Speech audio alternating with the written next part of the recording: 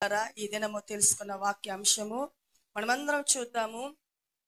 మత్తయి 6వ అధ్యాయం 19వ వచనం. మత్తయి రాసిన సువార్త 6:19 వచనాన్ని ఒకరు తమిళ్లో చదువుదాము, మరొకరు తెలుగులో చదువు. என்னம்மா, பூமியிலே உங்களுக்கு பொக்கிஷங்களை சேர்த்து வைக்க வேண்டாம், இங்கே பூச்சியும் துருவும் அவைகளை பூமியிலே பொக்கிஷங்களை సేకరిక వేండాం. తెలుగులో చదువుదా. భూమి మీద మీ కొరకు హల్లెలూయా హల్లెలూయా ఈ చివరి దినాలలో దేవుని రాకడ అతి త్వరలో ఉన్న మన స్థితిని బట్టి ప్రభు ఈ రోజు మాట్లాడుతున్నారు. చూడండి, నేను అడిగాను పోయిన వారం వాక్య సందేశం వెళ్తూ ఉన్నప్పుడు మధ్యలో, పోయిన వారం ఏం వాక్యము అని చెప్పారా? ధనమును గురించి, అభివృద్ధి, మోసముతో సంపాదించింది ఏమై క్షీణించి భయముతో భక్తితో కష్టపడి కూర్చుకునేది వృద్ధి చెందును అని పోయిన వారం కాక అంతకుముందు వారం చూసి, போயின வாரம் வாக்தானம். ஏன் வாக்தானமோ, நோவாகோ கர்த்தருடைய கண்களிலே கிருபை கிடைத்ததான். சரி, அந்த கிருபைக்கு அடுத்தது என்ன காரியங்கள் பார்த்தோம்? 4 விஷயங்கள் பார்த்தோம். சொல்லுங்க, 4 విషయాలు చూసాము. కృప, నీతిపరుడు, నిందారహితుడు, దేవునితో నడిచినవాడు. Praise the lord. అనుదినం ప్రార్థన మీరు చేశారా? అయ్యా, నీ కృప నాకు కావాలా, నేను నీతిపరురాలుగా నీతిపరుడుగా జీవించాలా, నిందారహితుడుగా నా హృదయం కనిపించాలా. చాలా మంది సన్నుగుల్లో గొనుగుల్లో ఇతరులు బాధపరుస్తూ మాట్లాడితే ఆ హృదయం వచ్చి బాధపడుతుంది. ఎవరైనా నేను అన్నప్పుడు ఏమైపోతుంది? ఆ హృదయము బాధపడుతుంది. అప్పుడు నేను చెప్పేదాన్ని, నేను అనేదాన్ని, నేను నా హృదయం నిందారహితము కాదు. నింద మోపుతో నిన్ను అన్నారు చూడు, నువ్వు మోస్తున్నావు చూడు, నువ్వే నిందారహితురాలివి. హల్లెలూయా. ఏ కుళ్ళు కుచిత్రం మన హృదయంలో ఉండకూడదని, నిందారహితముగా మనం ఉండాలా అని, భక్తి కలిగిన వారముగా ఉండాలా, భయము కలిగిన వాడిగా ఉండాలా, ఇతను చూస్తే వ్యసనము కుట్ర మనకి ఉండకూడదని. నీతి పరులంటే మనం ఎంత ఎలా ఉండాలి అనేది అది మీకు అర్థమవుతుంది. ఆయన కృప అంటే ఎలా ఉంటుందో అది మనకు తెలుసు. కానీ దేవుడితో నడవాలంటే అది మనం చెప్తే, అయ్యా ప్రభు ఎక్కడో ఉన్నాడు, లోకాన్ని సర్వాన్ని సృష్టించిన దేవాది దేవుడితో ఎలా నడవగలమని నువ్వు అనుకోవచ్చు, మనం అనుకోవచ్చు. అయితే ఎలా నడవాలో తెలుసా అండి? ప్రతి ఆరాధనకి దేవుని మందిరానికి వచ్చితే నడువుట. హల్లెలూయా. కాబట్టి ఆ రోజు మనం చూస్తాము. ఈ రోజు చూస్తున్న వాక్య అంశం ఏంటంటే ధనముని గురించి. ఏంటంట, ఈరోజు పోయిన వారం చూస్తాను, నాకు ₹1,00,000 ఇచ్చిన నేను నా చిన్ననాటి నుంచి నాకు అలవాటండి. ఏంటండి, చిన్ననాటి నుంచి ఏ సంఘంలో సండే క్లాస్ అంటే డాన్సులు నేర్పిస్తారు, స్టోరీలు చెప్తారు, రసనాలు అయిపోతే కమ్మర్ కట్టలు ఇస్తారని వెళ్ళేదాన్ని. హల్లెలూయా. నేర్చుకోవాలని వెళ్ళేదాన్ని. ఈ చర్చ్ అయిపోతే ఆ చర్చ్, ఆ చర్చ్ అయిపోతే ఈ చర్చ్, ఈ లాస్ట్ చర్చికి ఎప్పుడు వెళ్తాను తెలుసా అంటే బిర్యానీ పెట్టేటప్పుడు వెళ్తాం వారం వారం. హల్లెలూయా. జీవనల దేవుని సభ అని ఇక్కడ ఒకటి ఉండిందండి, ఈరోజు లేదు. అక్కడ బాగా స్టోరీస్ చెప్తారు. అప్పట్లోనే స్కెచ్ డ్రాయింగ్లు వేసి చాలా చక్కగా బొమ్మలు వేసి మాకు చూపించి ఇంట్రెస్ట్. కాబట్టి టీవీలు కరువు కదండి, టీవీలు చూస్తే మాకు తెలీదు, సినిమాలు చూడాలా, షికార్లకు వెళ్ళాలని మాకు తెలీదు. అయితే వెళ్ళేదాన్ని. ప్రభు నన్ను పట్టుకొనేసాడు. నాకు తెలిసిన వయసు నుంచి ఆ విశ్రాంతి దినం అనేది నా సొంత పనులో, వేరే పనులో, పెళ్లిళ్ళలో, ఊరు ప్రయాణాలకు నేను వెళ్ళింది నా జీవితానికి ఈ వయసుకి లేదండి. ఈరోజు ఉద్యోగాలకు వెళుతూ సంపాదన కొరకు పరుగులెత్తుతున్న ప్రియ దేవుడు బిడ్డలారా, యేసయ్య మనల్ని హెచ్చరించుటకు నేను అన్నాను, ఏంటండి యేసయ్య ఇలాగ వాక్యం నాకు ఇస్తున్నట్టు? లేదు, నువ్వు ఈరోజు ఇదే చెప్పాలా. చూడండి, ఇక్కడ చూపిస్తున్నాడు దేవుడు. భూమి మీద మీ కొరకు ఏం చేర్చుకోకూడదంట?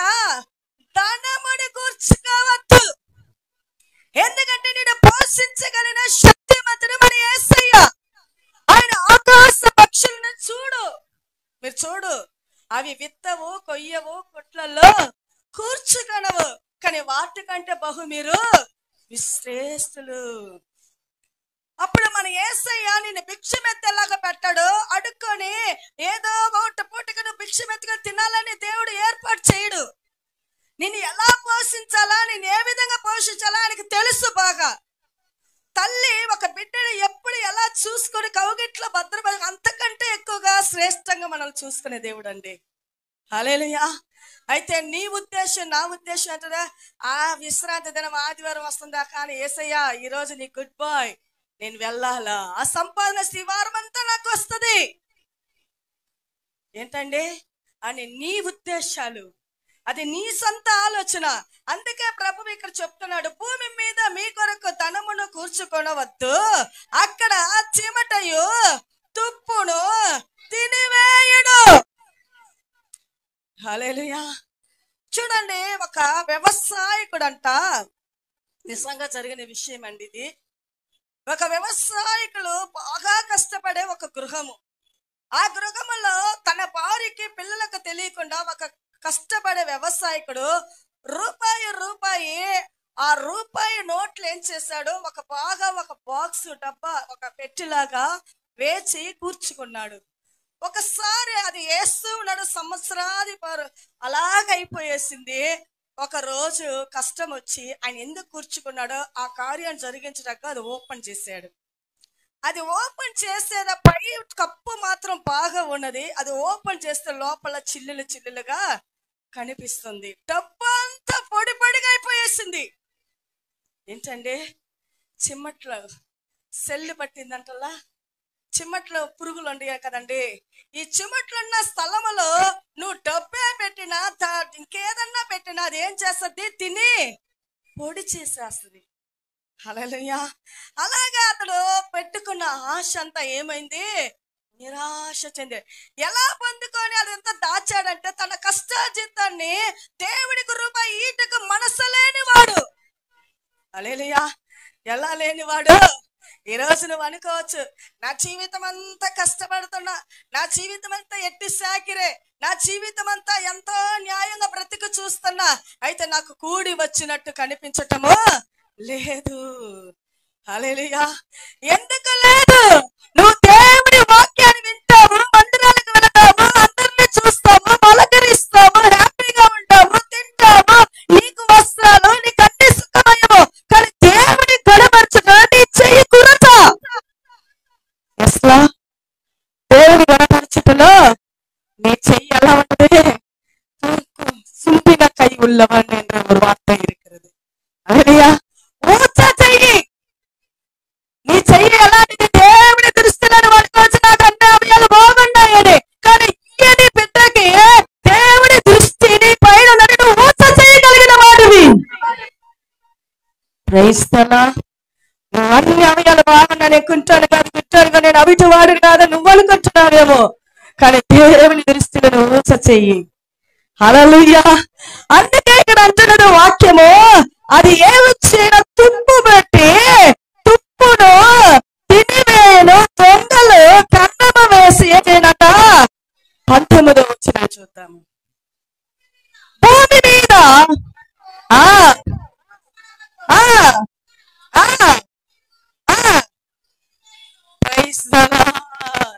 ఏమి తినివేయట, భూమి మీద మీ కొరకు ధనము కూర్చుకొనవద్ద, ఇక్కడ చిమటయు తుప్పును తినివేయను, దొంగలు కన్నము. ఏం చేస్తారట, ఒకవేళ డబ్బు కలిగిన వాళ్ళు ఏం చేస్తారు, డబ్బు డబ్బు డబ్బు సంపాదన డ్యూటీ, మళ్ళీ ఓటీ. ఏంటండి డ్యూటీ, మరలా ఓటీ, మరలా క్లింబల్, ఏంటంట లంచాలు. 3-4 వైపులు వచ్చినా వారికి సరిపోదండి, డబ్బు లెక్కేసుకుంటారు. ఈ రోజు ఎంత సంపాదించారు, 5,000 వచ్చాయా, ఓకే చాలు, దీనిలో నేను ఎంతకి ఇయ్యాలి ప్రభు, కానీ అక్కడ నీ మనస్సు తాకబడాలా. 5,000 వచ్చిందా, ఇంక అక్కడ పోతే ఆ పని చేస్తే ఆ మాట చెప్తే ఇంక 1,000 రూపాయలు అయ్యాడు, ఇంక ఇక్కడ వెళ్తే 2,000, ఎక్కడైనా ఈ రోజు 10,000 తీసుకెళ్ళాలి ఇంటికి. మనస్సు అయితే తప్పిస్తుంది, ప్రయాసపడతాం, కష్టపడతాం, కానీ దేవునికి ఇవ్వాలంటే 10,000 అంటే ఇవ్వాలా, 10,000 9,000 ఇరా బాబు, అమ్మ తల్లి 1,000 రూపాయలు పెట్టుకోండి ప్రభు చెప్పడు. నిన్ను ఎంత అడుగుతాడు, 1,000 రూపాయలు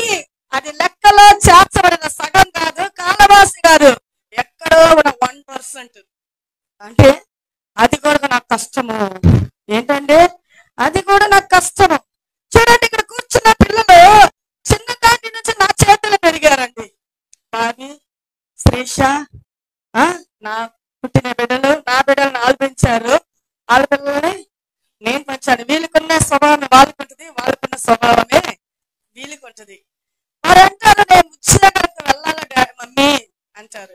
మంచిది, బాగా ప్రార్థన చేయండి, మీ చదువులు బాగుండాలా, మంచి మార్కులు ఉండాలా, మీ మార్కులు మీ మంచి పర్ఫెక్ట్ అయిన జీవితాన్ని చూసి పిలిచి మీకు ఉద్యోగాలు ఇవ్వాలి అంటారు. నా కుమారుడు అన్నాడు, శాలరీ వస్తే నేను ఇన్ని దినాలు చేయలే మమ్మీ, నాకు ఫస్ట్ శాలరీ వస్తే రూపాయి నేను తిన్న మొత్తం దేవునికి ఇస్తా అనే చెప్పలేదండి. శిరీష కూడా అనేది జీతం రాగానే నాకు ఫోన్ చేస్తుంది. అంటే మీరు ఎక్కడున్నారు? బాబాయ్ మీరు ఉన్నారా పాస్టర్ గారు? ఏమ్మా? లేదు, మిమ్మల్ని చూడాలా. హల్లెలూయా, మిమ్మల్ని చూడాలా. సరే ఉన్నాము అని ఒక దినమో ఇది, రెండో దినమో ఏమో వచ్చారు. అలాగే శాలరీ దేవుడి కాదు, దేవుడి పనుల కొరకు నేను మొదటి శాలరీ ఈ రోజు ప్రభువుకి ఇస్తానని నేను ఒప్పుకున్నా కాబట్టి నాకు వేసి మంచి ఉద్యోగం ఇచ్చాడు. ఇస్తానా? ఈరోజు ఇచ్చిన జీతం కంటే 3 అంతలు ఎక్కువ అండి. హల్లెలూయా, హల్లెలూయా, హల్లెలూయా. ఇచ్చింది ఒక వంతు, జీతం అంతా ప్రభువుకి ఇచ్చింది. ఆ 10,000కి మించి అధికమైన జీతం ప్రభు ఆ బిడ్డకి ఇంకా కూడా ఇచ్చిస్తాడన్న ఆశ అది నెరవేరుస్తాడు. హల్లెలూయా. అలాగే నా కుమారుడు చేశాడు. నేను ఎవరికైనా చెప్పేది, నేను చెప్పేది కాదు, ప్రభు మాటలు మీకు సూటిగా వచ్చినప్పుడు ఆ మాటలు మీరు ఆ హృదయంలో స్వీకరించి మాటల ప్రకారం మనం జీవించి చూడు, నీకు రూపాయి ఉన్న 1000 రూపాయలతో సాటి చేస్తాడండి. హల్లెలూయా. 1 రూపాయి అయినా 1000 రూపాయలతో చాటిగా ఉంటుందండి. నీకు లేదనే మాట నీ నోటి గుండా రాదు, లేదనే మాట నీ నోటి గుండా రాదు. ఎందుకంటే నా ప్రభు ఐశ్వర్య సంపన్నుడు. నువ్వు కూర్చుకొని నువ్వు నోరు కొట్టి కడుపులు కొట్టి మోసము చేత అబద్ధము చేత రూపాయి కూర్చుకున్నది అది చిమటలు పట్టిపోతుంది, తుప్పు పట్టిపోతుంది. హల్లెలూయా. ఏం పట్టిపోతుంది? నేను చెప్పలేదు, పరిశుద్ధ గ్రంథం చెప్తుందండి. చదువుదాం ఆ వాక్యాన్ని. 20వ వచనం చూద్దాం. పరలోకమందు ఏమంట? పరలోకములో మీ కొరకు ధనమును కూర్చుకొనడి, అచ్చట ఏమంట? చిమటైనను. హల్లెలూయా. పరలోకమందు మీ కొరకు ధనమును కూర్చుకొనడి. ఏందమ్మా? ఏడ కష్టపడుతున్నాము, ఎట్టి సేకరి చేస్తున్నాము, బండబొక్కలు కడుతున్నాము, ఆఫీస్ పనులకు పెళ్ళి ఎంత మేము సిస్టంలో చూసి మా కళ్ళు చూపు నడుములు నొప్పులు పుడుతున్నాయి. ఇక్కడ కూర్చుగా మేము సుఖమయంగా ఉండాలంటే మీరు ఇక్కడ సంపాదించి తీసుకుపోయి పరలోకంలో కూర్చుకుంటున్నారు. ఎలా సాధ్యం అనుకుంటున్నారా? మీరు ఎంతకెంతకు దేవునికి నమ్మకస్తులుగా, యథార్థవంతులుగా, ప్రార్థన పూర్వులుగా, లేని వారి దీనత్వంలో ఉన్నవారికి, దిక్కు లేని వారికి మీరు ఎంత సహాయపడతారో అంతకంతగా మీకు అక్కడ ధనము కూర్చోబడుతుందండి. హల్లెలూయా. ఎక్కడ కూర్చోబడుతుంది? దీనులను కనికరించువాడు యెహోవాకు అప్పు ఇచ్చునంట. దీనులు ఏ రోజైనా కనికరించావా? కనికరిస్తావా? దీనులు కనికరించే హృదయం నీకు లేకపోతే నీకు అక్కడ పరలోకంలో యెహోవాకు అప్పు ఇస్తున్నావంట. నువ్వు ఎవరికైతే లేని వాళ్ళకి 10 రూపాయలు ఇస్తావో, లేని వాళ్ళకి ఒక సహాయపడతావో, లేదు నీ వారే, నీ బంధువులే, నీకు తెలిసిన వారే, నీకెవరో దూరస్తులు అవ్వచ్చు, కష్టంలో ఉన్నప్పుడు నీలో ప్రేరేపణ దేవుడు చేస్తాడు. నీలో ప్రేరేపణ చేసి అది ఇవ్వు అన్నప్పుడు నువ్వు ఈక కఠినము చేసుకున్నావంటే దానికి 10 అంతులు నీ దగ్గర తీస్తాడు ప్రభువు. హల్లెలూయా. ఎంత తీస్తాడు? 10 అంతులు. ఒకసారి నేను ఒక కార్యాల గురించి ప్రతిసారి చూస్తూ ఉంటాను. వారు గొప్పగా మంచిగా ఉంటారండి, చూసేదానికి చాలా బాగా ఉంటారు. భక్తి చూస్తే బాగుంటుంది, అన్ని మార్పుగా ఉంటాయి. వాళ్ళు చూసి నేర్చుకునే విషయాలు చాలా ఉంటాయి. ఆసక్తి నాకు ఉండేది ఆత్మ జీవితంలో. అయితే వాళ్ళు చిన్న చిన్న కార్యాలలో బాధపడుతూ ఉంటే ఒకరోజు ప్రభు నాతో మాట్లాడుతున్నాడు. అమ్మా, ఆమెకి వారికి ఫోన్ లేదు, ఏంటంట రిపేర్లు, ఫోనే లేదు. మామూలుగా టచ్ ఫోన్ చిన్నది పెట్టుకొని ఉన్నారు, ఫోనే లేదు. ప్రభు అంటున్నాడు, నీ ద్వారా నేను చెయ్యాలా పని అంటే నాకు పక్కమనిపోయిందండి గుండె. ఏమనిపోయింది? పక్కనైపోయింది. టచ్ ఫోన్ ఏదో కీప్యాడ్ అయితే ఒక 2000 3000 అయిపోతుంది. ఇంకా 10,000 పైన నేను తీసేయాలంటే మనసు ఒప్పిద్దా మన స్త్రీలకి? చెప్పండి. కానీ నాకు ఒప్పిద్దండి. దేవుడి పని మీద నువ్వు లక్షలు పెట్టమన్నా నాకు దేవుడు ఇస్తానే ఉంటాను, నేను ఇస్తానే ఉంటానండి పనికి. ప్రైజ్ అలా సేవకులను గణపరచాలని నేను నేను తగ్గించనండి. ప్రభు నాకు లేని కరువు సమయంలో దేవుడు చెప్తున్నాడు. నేను చెప్తున్నా, నా భర్తకు తెలియదు, మా పిల్లలకు తెలియదు, దేవునితో పోరాడుతూ ఉన్నా. అలాగే ఇంకొక స్త్రీకి చాలా కరువులో ఉన్నది, చీరలు లేవు, ఆమెకి తీసేయమన్నాడు. ఇంకొక స్త్రీకి, అంటే అప్పుడప్పుడు ఒకేసారి జరిగిన విషయాలు కాదు. అలాగే మరొక ఆమెకి వెళ్తున్నప్పుడల్లా బాగా ఉంటుంది, ఆమె మంచిగా పలకరిస్తే మంచి ఆత్మీయురాలు, కానీ వాచ్ చూస్తే ఎప్పుడు వాచ్ చేతిలో ఉండదు. ఒక స్త్రీలు పనికి వెళ్తున్నా, మరి ఎక్కడికి వెళ్తున్నా టైం చూసుకోవాలి. టక్కున బ్యాగ్లో ఉండే మొబైల్ తీసి ఇట్లా చూసే సమయము కుదరదు. మనం ట్రైన్లోనో బస్సులోనో వెళ్తాం, చక్కని అయ్యో ఇంత సమయం ఉంది, నేను ఇంటికి త్వరగా వెళ్ళాలన్న భయం హృదయంలో వచ్చేస్తుంది. అలాగే వాచ్ తీసి అని ప్రభు చెప్తున్నాడు. ఏంటి ప్రభు ఇంత ఎప్పుడు చూసినా ఖర్చులతో పని అన్నా? ప్రభు వాళ్ళకి తీసిచ్చానో లేదో ప్రభు ఎరుగు, దానికంటే అత్యంగా ప్రభు నాకు ఇచ్చాడండి. హల్లెలూయా. దేవుడి బిడ్డలను కనబరచాలి. ఇక్కడ అంటున్నది, నువ్వు ఏం చేయాలో పరలోకమందు నీ ధనాన్ని కూర్చుకో. ఇక్కడే లేదు నా సంపాదన, ఇక్కడే నాకు సరైన ఉద్యోగం లేదు, ఇక్కడే నాకు 3 పూట్ల మంచి ఆహారం, నా ఇంటి ఆహారం లేదని వేదన పడుతున్నావు ప్రియా సహోదరుడా సహోదరి. నువ్వు దేవుడి మాటలకు లోబడు, దేవుడి ఆజ్ఞకు లోబడు, ఆయన అడుగు కరెక్ట్ గా నడువు. ఎవరో చెప్పారు, ఎవరో చేస్తారు, నేను చేస్తే నాకు జరిగిద్దన్న మనసుతో ఉండద్దు. నీలో హృదయంలో ఆసక్తితో చేయి దేవుని కార్యాలు. నీలో ఉత్సాహం రావాలా, నీకు దాహం రావాలా. ఇది నా ప్రభు పని, ఇది నా ప్రభు గృహము, ఇది నా ప్రభు కొరకు నేను చేస్తాను, నా పని ఆయన చేస్తాడు. ఈరోజు చాలా బాధ అయింది. నేను తిరిగి నా గృహంలో రెడీ ఇక్కడికి వస్తుంటే మన ముందు పెట్టిన మందిరంలో ఆరాధిస్తూ ఉన్నారు. ఆరాధిస్తూ ఉన్నప్పుడు దానిలో ఎంత రూపాయి వేసేమో ఆ కష్టం ఏంటో నాకు ఒక్కదానికి తెలుసండి. హల్లెలూయా. లక్షలు లక్షలు అయితే పర్వాలేదు, బాధ ఉంది, హృదయంలో భారం ఉంది, వేదన ఉంది.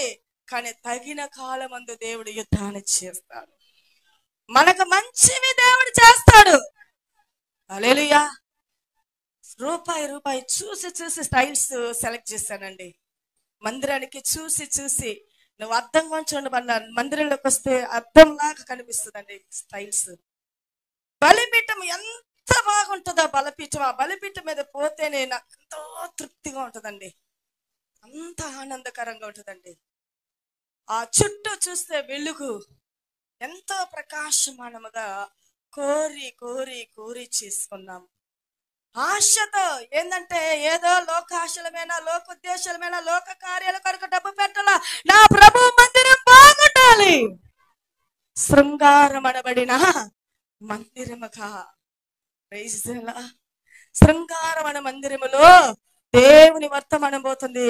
స్టెప్స్ పైన ఆ మేడకి వెళ్తున్నప్పుడు ఆ పైన పడికెట్ల కాడ పుట్టినది వదులుకొని ప్రతి దినము 4 మోసుకొచ్చి కూర్చోబెడతారు. ఎవరు చెప్పాలి? కృంటివాడు. ఒక కృంటివాడిని తీసుకొచ్చి దేవాలయం దగ్గర కూర్చోబెడుతున్నారు.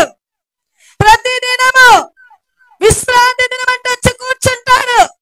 వచ్చిన వారంతా చూస్తూ వెళ్తున్నారు, ఏదో ఇస్తే ఇస్తున్నారు, లేకపోతే పోతూ ఉన్నారు. ఒక రోజు ప్రభు చెప్పాడు, 2 సేవకులతో చెప్తున్నారు, ఈరోజు మీరిద్దరు శృంగారం అనబడిన మందిరానికి వెళ్ళాలి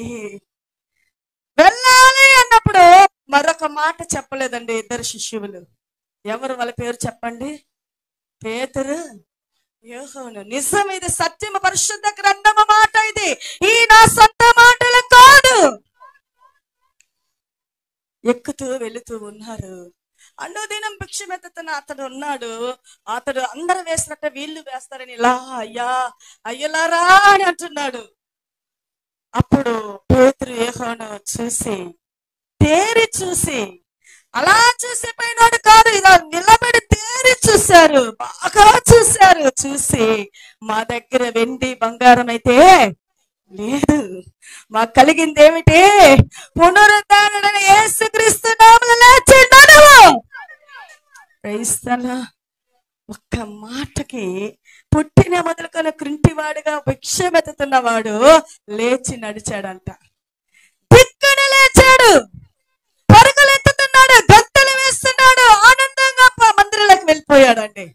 అందరూ ఆశ్చర్యపడ్డారు. వీడు భిక్షగాడు. వీడు ఎవడు? భిక్షమెత్తువాడు. అక్కడ కూర్చొని ఉంటాడే, మరి ఎలా లోపలికి వచ్చాడు? ఎలా లోపలికి వచ్చాడు?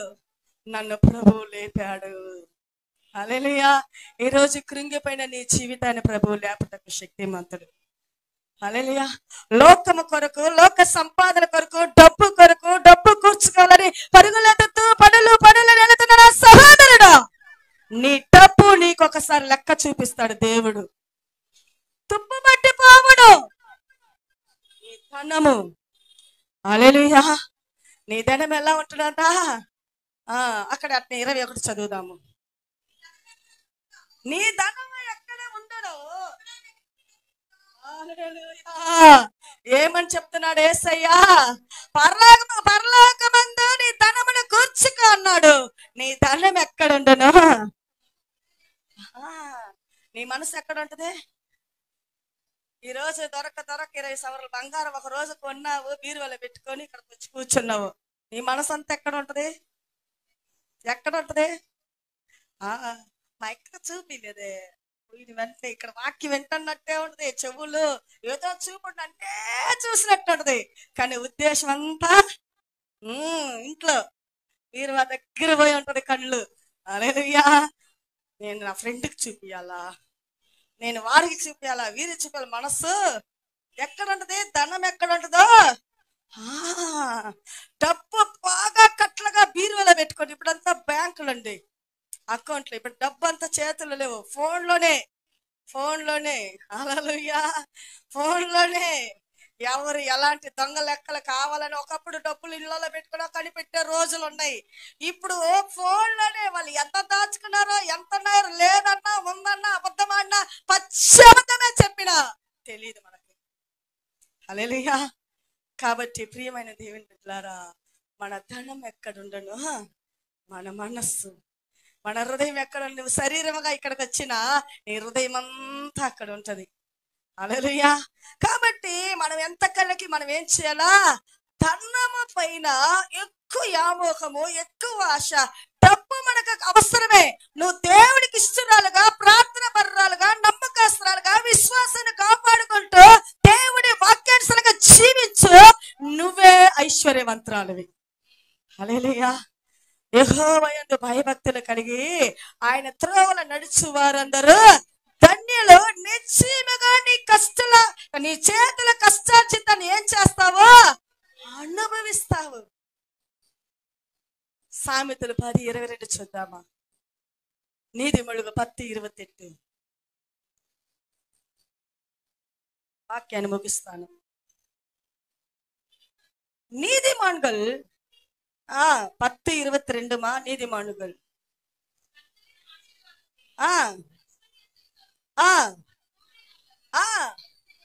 ஹalleluya. கர்த்தரின் ஆசீர்வாதமே ஐஸ்வர்யத்தை தரும், அதனோடு என்ன செய்ய மாட்டார்? வேதனை கூட்டார். ஹalleluya. அந்த சம்பாதிய, அந்த ஒரு ஆசீர்வாதம், அந்த பணமானது உன் கையில வந்து விட்ட பிறகு கடன்காரன் வந்து நிற்க மாட்டான், வட்டி கொடு என்று சொல்ல மாட்டான், ஏதோ பற்றாக்குறைவான காரியம் உன் வாழ்க்கையில இருக்காது. ஏனென்றா அவர் சொல்கிறார், கர்த்தரின் ஆசீர்வாத ஐஸ்வர்யத்தை தர அதனோட வேதனை கூட்டார். తెలుగులో చదువుదామా? యెహోవా ఆశీర్వాదము ఐశ్వర్యమునిచ్చును, నరుల కష్టము చేత. నరులు ఎంత కష్టపడి ఈరోజు ఓటీ డ్యూటీ, సండే పోతే డబుల్ డ్యూటీ, డబుల్ శాలరీ. ఏం శాలరీ? చూసుకో, పని లేనప్పుడు, ఉద్యోగం లేనప్పుడు, ఏది లేనప్పుడు, కష్టపడినప్పుడు ప్రభువాడు వచ్చావు. ఈ రోజు ఉద్యోగం వస్తే ఉద్యోగాన్ని ప్రాముఖ్యత ఇస్తున్నావు.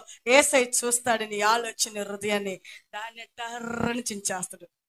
ఎట్లా చించేస్తాడు? నిన్ను దేవుని మందిరములో ఒక పాత్రగా, ஒரு மகிமையில பாத்திரமாய் உன்னை பயன்படுத்துற கர்த்தருடைய பிளான், அவரோட திட்டம் வைத்திருந்தா நீ வாரந்தாரம் வந்து ஆசீர்வாதமாக பெற்றுக்கொண்டு எனக்காய் நீ நடந்து வா மகனே என்று சொல்லும் போது, அது கீழ்படியாதவள், உள்படாதவள், உனக்கு இஷ்டத்தை கேட்டதவள், உனக்கு ஏற்ற காரியங்களுக்காக நீ சாய்ந்து வாழும் பொழுது உனக்கு கொடுத்ததே திருப்பி போயிடும். హల్లెలూయా, ప్రైజ్ ది లార్డ్. అందుకే ఇక్కడ వాక్యం చెప్తుంది, అదే 128వ అధికారం సంగీతం 1వ వசனத்தை நாம் யாவரும் வாசிப்போமா?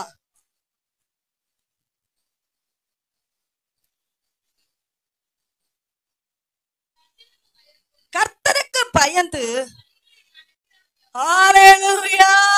இன்றைக்கு சபைக்கு வராமல் நாளை அடுத்த வாரம் எனக்கு வேலை கிடைத்தால் நன்றாயிருக்கும், ஞாயிற்றுக்கிழமை ஆராதனை ஓய்வு நாளிலே நான் போகணும் என்றா நீ கர்த்தருக்கு பயப்படுகிற மனிதன் அல்ல. இந்த வார்த்தை சொல்கிறது எப்படி? கர்த்தருடைய வேதாகம் இது, பரிசுத்த வேதாகம். இருக்குள்ள கருக்குள்ள பட்டயமானது. அது என்ன ஆனது? இருக்குள்ள கருக்குள்ள பட்டயாரி உன்னையும் அறுக்கும், என்னையும் சொல்கிறதான என்ன, நான் சரியா இல்லை என்று நான் எவ்வளவு போதித்தாலும் என்னையும் அறுக்கும். హల్లెలూయా. నన్ను కాసిది రెండంచెల ఖడ్గమది, అది పదును కలిగినది. సానా పట్టే వాళ్ళు ఒకళ్ళు వస్తారు, సానా పడికిరదే సానా అంటారా? వెంటనే ఆ గొంతు వినిదే వాళ్ళ కత్తులు మొద్దు మారుతూ తీసుకెళ్తాము. అయ్యా ఎంత అవుద్ది?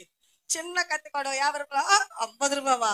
என்னங்க ஒண்ணுமே இல்ல, சும்மா அப்படி இப்படி பிடிச்சு கொடுக்குறதுக்கு పాలు వాக்குవాదం చేస్తాం. కానీ ప్రభువు అంటున్నాడు, ఇది రెండంచెల ఖడ్గము, పదును కలిగినది. ఎనీ టైం నేను సర్చ్ చేస్తూ ఉంటది. నువ్వు యెహోవా యందు భయభక్తులు కలిగి ఉండాలా.